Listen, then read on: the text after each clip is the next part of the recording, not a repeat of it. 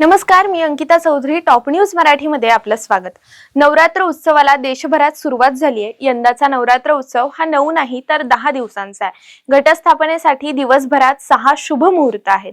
सकाळी 6:20 ते 7:50 हा अमृत मुहूर्त होता. 9:20 ते 10:50 हा शुभ मुहूर्त होता.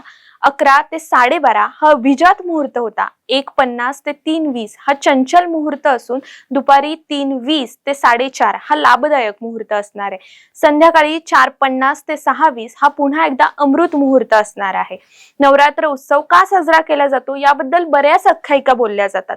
ज्यामधील एक आख्यायिका अशी आहे की देव आणि दानव यांच्यामध्ये युद्ध झालं आणि हे युद्ध देव हरत होते, म्हणून देवानं आदिशक्तीला आपल्या मदतीसाठी बोलावलं.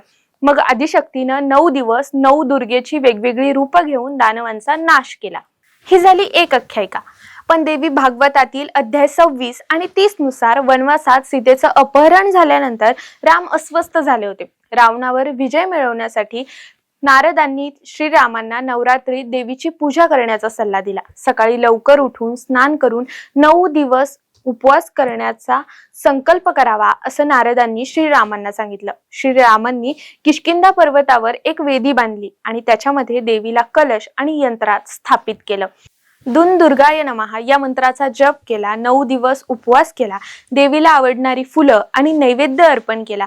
जमिनीवर झोपून या उपवासाचं पालन केलं. महाअष्टमीच्या रात्री पूजा, जप आणि होम झाल्यानंतर नेहमीप्रमाणे झोपल्यावर देवीनं प्रकट होऊन श्रीरामांना विजयाचा आशीर्वाद दिला, अशी देखील एक आख्यायिका सांगितली जाते. काम करणाऱ्या लोकांनी त्यांची दिनचर्या आणि आरोग्य राखत हा उपवास करावा. संपूर्ण देशभरात नवरात्र उत्सव खूप उत्साहात आणि वेगवेगळ्या पद्धतीने साजरा केला जातो.